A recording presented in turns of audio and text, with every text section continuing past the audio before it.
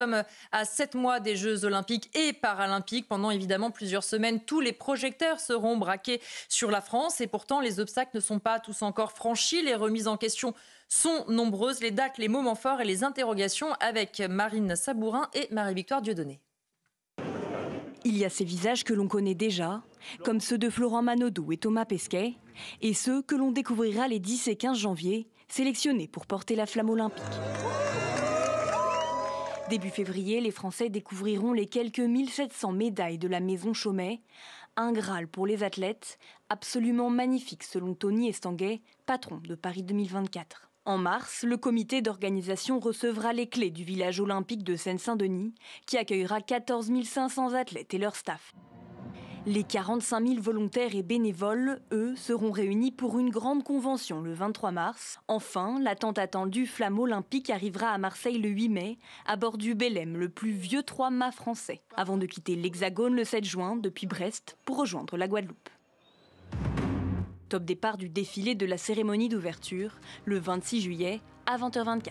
Le président de Paris 2024, Tony Estanguet, comme la maire de Paris, Anne Hidalgo, sont optimistes. Les célébrations des Jeux vont être vécues par l'ensemble des Français qui le souhaiteront. Ça va être partout pour tout le monde. À tous les moments, ça va durer 4 mois. Paris souhaite aussi que le moment des Jeux soit un grand moment de partage avec les Parisiennes et les Parisiens, avec toutes celles et ceux qui aiment Paris, qui seront là à ce moment-là. Une cérémonie qui fera l'objet d'une attention particulière, comme l'explique le ministre de l'Intérieur, Gérald Darmanin. C'est la première fois dans l'histoire des Jeux Olympiques, mais y compris des grands événements sportifs, type Coupe du Monde de football, que la cérémonie se déroule en dehors d'un stade.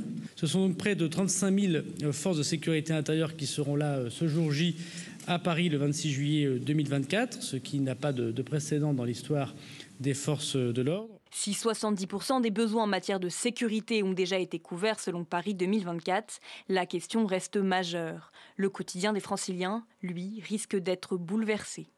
Des restrictions dans le centre de Paris devraient être effectives de 6h30 du matin à minuit en véhicule motorisé. Prendre les transports en commun sera là aussi compliqué. Le préfet de la région Île-de-France soulignait début décembre un risque de saturation. De nombreuses incertitudes à 7 mois des JO, alors que le compte à rebours a bel et bien commencé.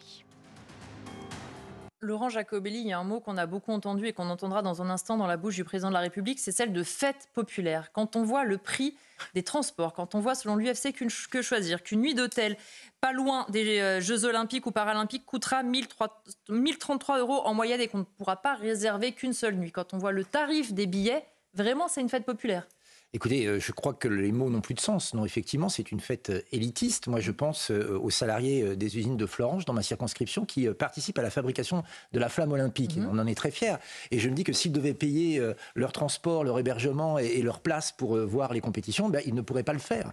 Donc, on est là dans une compétition qui est faite pour en mettre plein les yeux, c'est vrai, mais il faut l'assumer. Il ne faut pas dire que ce soit une fête populaire. Ça restera une fête populaire dans la mesure où on pourra soutenir nos équipes à la télévision, applaudir lorsqu'ils gagnent, avoir ce patriotisme heureux quand on voit une équipe ou un joueur français qui gagne, mais ça n'est pas voulu comme une fête populaire. Mais j'allais dire, c'est pas le pire. Quand on voit la vie que vont devoir mener les Parisiens, dont on annonce déjà qu'ils ne pourront plus prendre ni les voitures ni les transports, je ne sais pas comment ils vont faire pour aller travailler, je ne sais pas comment les gens vont faire pour venir assister aux compétitions, c'est la chronique d'un enfer annoncé. Alors soyons optimistes, espérons que tout se passe bien, espérons qu'il n'y ait aucun problème de sécurité ni d'organisation et que la France ait beaucoup de médailles, mais ça pose quand même beaucoup de questions, et notamment de questions de sécurité. Parce on va en parler dans un instant sur la sécurité. Je vous interromps juste parce que c'est l'heure du journal avec Mathieu Devèzre. Bonsoir Mathieu. Bonsoir Elodie, bonsoir à tous. Près de 30 000 migrants ont rejoint illégalement les côtes anglaises en traversant la Manche. Ce sont les chiffres de 2023 dévoilés aujourd'hui par le ministère de l'Intérieur. Un bilan en forte baisse par rapport à 2022 qui avait été une année record. Des chiffres suivis de près au Royaume-Uni où les gouvernements successifs ont promis de reprendre le contrôle des frontières après le Brexit. C'était une mesure attendue par les associations de lutte contre les violences faites aux femmes, les pôles judiciaires spécialisés dans les violences intrafamiliales qui entrent en vigueur aujourd'hui dans les 164 tribunaux et les 36 cours d'appel de France. Ces pôles doivent permettre de mieux coordonner les décisions des juges. Enfin, la Russie va intensifier ses frappes militaires en Ukraine. Vladimir Poutine a évoqué des représailles après le bombardement sans précédent de la ville russe de Belgorod. Le président russe précise que ces frappes seront menées sur des installations militaires. Merci à vous Mathieu Devez. On va continuer à parler donc des Jeux Olympiques et on va écouter justement ce qu'en disait le chef de l'État hier, puisque bien entendu, comme il ouvrait la page de 2024, il a parlé de cette cérémonie. Écoutez-le. 2024 sera aussi une année de fierté française, sportive, puisque les Jeux Olympiques et Paralympiques seront chez nous, en France, et ainsi comme chez eux, en métropole comme dans nos outre-mer.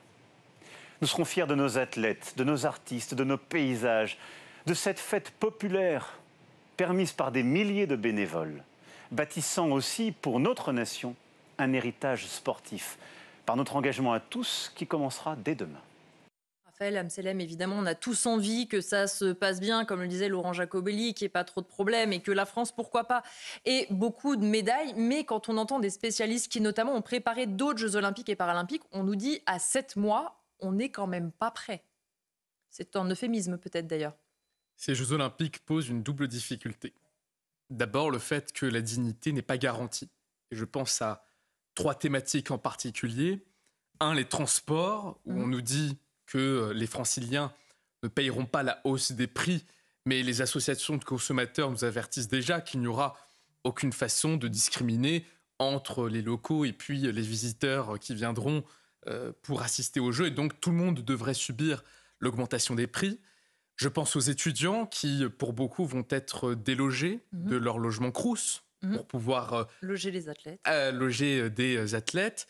Et puis, troisièmement, la question des SDF, où des associations dénoncent le manque d'annonces, voire des politiques actives de la part de l'État visant à invisibiliser les SDF qui sont dans la rue. Donc, je ne vois en aucune manière en quoi cela peut être une fête populaire. Donc, 1, ces Jeux Olympiques, a priori, ne garantiront pas la dignité. Et 2, ne garantiront pas non plus la liberté. Puisque des libertés aussi élémentaires que aller chez soi, se déplacer dans la rue, aller à son travail, seront conditionnées. Nous avons le retour du QR code, nous croyons l'avoir enterré. Il nous avait manqué. Avec le Covid, nous avait manqué depuis la pandémie. Nous allons le retrouver avec des choses aussi farfelues que quand on accueille quelqu'un chez soi au balcon, il va falloir qu'il s'enregistre. Et donc, c'est inquiétant, c'est au-delà de cet élément d'espèce, c'est la multiplication au fil des années de logiques d'état d'urgence.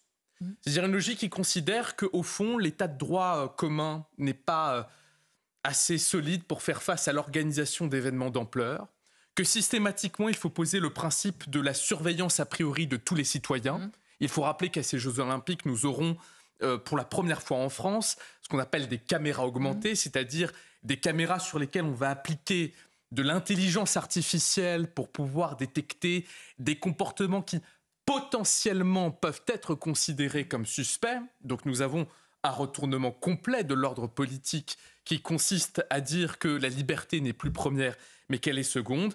Et c'est toujours le risque que nous avons avec les logiques sécuritaires, c'est que, au nom d'un risque de sécurité qui est perpétuel, nous pouvons toujours plaider en faveur d'une autorité et de mesures restrictives toujours croissantes. Et pour conclure, je crois que ça condense assez bien, au fond, la politique qui est pratiquée par Emmanuel Macron depuis 2017. Nous n'avons ni la liberté, ni la dignité. Joseph Tounel, on voit aussi que dans toutes les strates du maillage territorial, tout le monde se renvoie la balle. Les transports, quand ça ne marche pas, un coup on nous dit qu'on est prêt, un coup on nous dit que c'est de la faute d'Anne Hidalgo, la faute de Valérie Pécresse, la faute de Clément Beaune.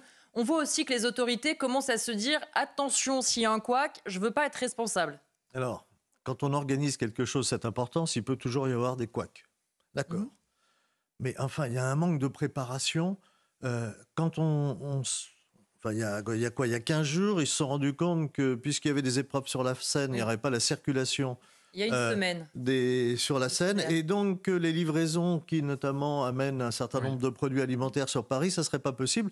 Ils ne s'en étaient pas rendus compte avant. Et rien que les céréales, c'est un manque à gagner d'1 demi-milliard. La boulette coûte cher. C'est quand même, c'est pas neutre. Eh ben ça n'avait pas été prévu. Et puis, la fête populaire, si elle y sera, il y aura le peuple des bénévoles. Ceux qui vont marner, qui vont travailler, qui vont se lever, qui vont... sans être payés, alors que dans le même temps, dans le comité olympique international, il y a des gens qui se gavent. Moi, je suis très, très choqué par ce mode de fonctionnement. J'ai rien contre le bénévolat, mais là, il y a vraiment il y a une sorte d'exploitation.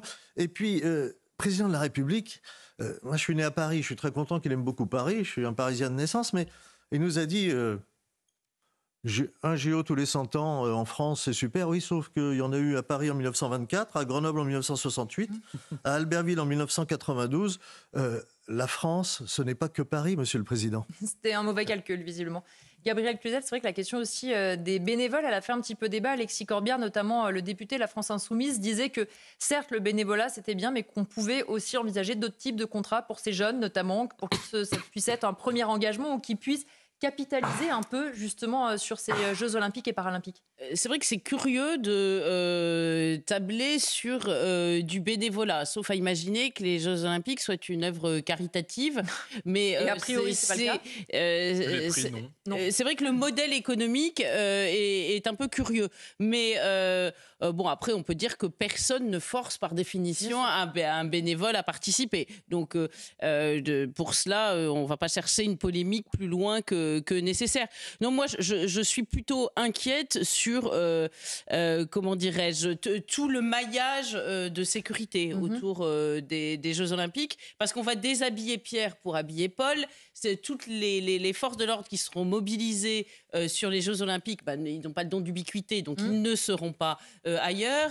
Les Parisiens et ceux de région parisienne qui seront touchés par les Jeux Olympiques, qui auront fui, parce qu'on compte aussi un peu sur la fuite des riverains, eh bien, pourront légitimement craindre pour leurs habitations. Donc c'est vrai que tout cela et l'impréparation qu'a évoqué Joseph Touvenel donne légitimement des sujets d'inquiétude. Pour terminer, Laurent Jacobelli, effectivement, la question de la sécurité. On voit aussi que, par exemple, la sécurité privée, ils ont beaucoup de mal à recruter. Et on nous dit qu'il n'y aura pas de vacances possibles à ce moment-là, mais on nous parle déjà d'arrêt maladie. Bien sûr, et puis on ne fait pas cas de l'extrême fatigue, de l'extrême tension dans laquelle vivent nos forces de l'ordre. On va leur demander pendant 2 mois de travailler sans relâche, de venir dans les grandes villes olympiques, en quittant d'ailleurs leur lieu d'affectation premier, qui donc vont se retrouver ouverts aux cas de vent et à tous les criminels, en sachant qu'il y aura un autre phénomène qui est le renvoi effectivement des mineurs isolés et des migrants vers les campagnes, qui sont, on le sait, facteurs d'insécurité. Donc on va se retrouver dans certains villages avec l'arrivée de migrants et le départ de gendarmes. Et donc ça va être très inquiétant.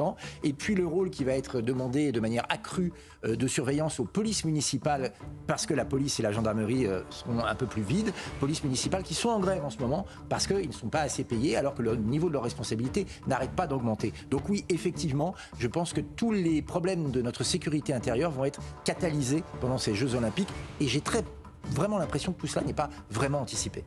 On va marquer une dernière pause dans Punchline. On se retrouve avec mes invités. On va parler notamment de la problématique des imams détachés. À tout de suite.